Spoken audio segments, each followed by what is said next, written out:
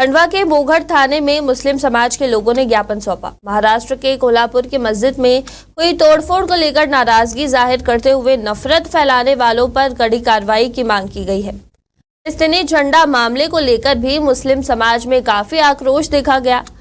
Ashfaq Seeger ने कहा कि हम फिलिस्तीनी के झंडे का समर्थन नहीं करते, बल्कि फिलिस्तीन देश में हमारा किबला-ए-अव्वल है, मस्जिद-ए-अक्सा है, हम उसका समर्थन करते हैं और हिंदू संगठनों द्वारा भड़काऊ भाषण दिए गए, काटने मारने की बात की गई है। मुहर्रम पर्व पर फिलिस्तीन का झंडा फहराए जाने को लेकर हिंदू नेता अशोक पालीवाल ने कहा था कि मुहर्रम के जुलूस पर पाबंदी लगाई जाए। इस पर मुस्लिम समाज ने कहा कि मुहर्रम का जुलूस कभी बंद नहीं होगा और यह त्योहार हमेशा ऐसा ही होता रहेगा। पार्षद शब्बीर कादरी ने कहा कि इस्लाम की यहूदी नसराओं के खिलाफ शुरू से जंग है। हम इस्लाम धर्म के अनुयायी हैं, इसलिए हम इनके खिलाफ हैं।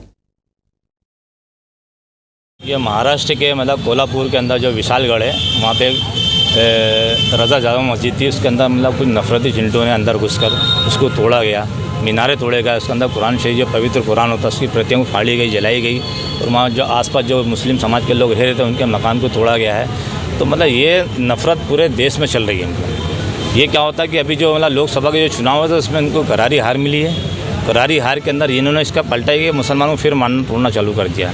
तो हम तो ये चाहते हैं हमारे देश में अमन कायम रहे, अमन शांति कायम रहे। हम तो चाहते हैं हम मिलजुल करें। अरे चुनाव है अपनी जगह, बाकी अभी क्या इस मस्जिद को टारगेट बना लिया।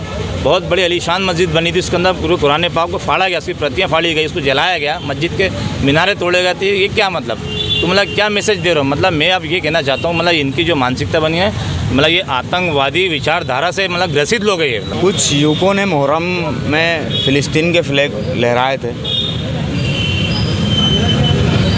उसके अगेंस्ट में कुछ अदर लोगों ने जा करके पूरी मुस्लिम कम्युनिटी को टारगेट करते हुए ये कहा कि फ़िलिस्तीनी समर्थक आतंकवादी है। मेरा उनसे ये सवाल है कि आपने ज्ञान कहाँ से लिया है? आप व्हाट्सएप यूनिवर्सिटी से ज्ञान लेते हो? आपको पता ही नहीं है कि हमारे देश की विदेश नीति का हिस्सा हमेशा से रहा है फ़िलिस्तीन का समर्थन करना, ये आज से नहीं है। मंदिर और मस्जिद तो सभी हिंदू समुदाय के लिए भी है, मुस्लिम समुदाय के लिए भी है, पर मैं अशोक पालीवाल ही कहूँगी।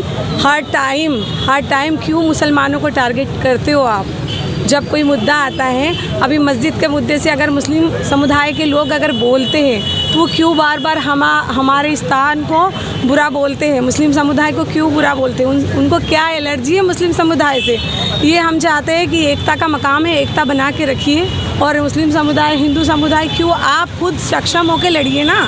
अगर आप नेतागिरी कर रहे हो तो नेतागिरी के विषय में बात कीजिए, ना कि मुसलमान को बार बार क्यों कटघरे में खड़ा जाता है, बार बार क्यों किया जाता है। मेरा उनसे यही निवेदन है कि आप लड़े ही लड़े, चाहे कांग्रेस के, चाहे जो भी आपके विषय में हैं, पर मुस्लिम को हाथ जोड़ के निवेदन है, आपसे विनती है। आप उकसाते हो मुस्लिम समुदाय को, आप क्यों उकसाते हो? बार बार क्यों उनको टारगेट बनाए जाते हैं? कि मुहर्रम का एक पर्व बहुत शांति और उल्लास से मनाया गया, जो शहर में भाईचारे का एक पैगाम है।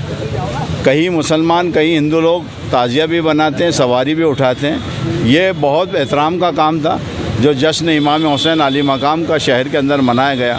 कुछ लोगों ने इसके ऊपर प्रतिबंध बनाने की बात कही, हम उस बात को नकारते हैं और प्रशासन से हम ये निवेदन करते हैं कि जैसे हर्ष उल्लास से ये प्रोग्राम चलता है, ये प्रोग्राम हमेशा चलता रहे।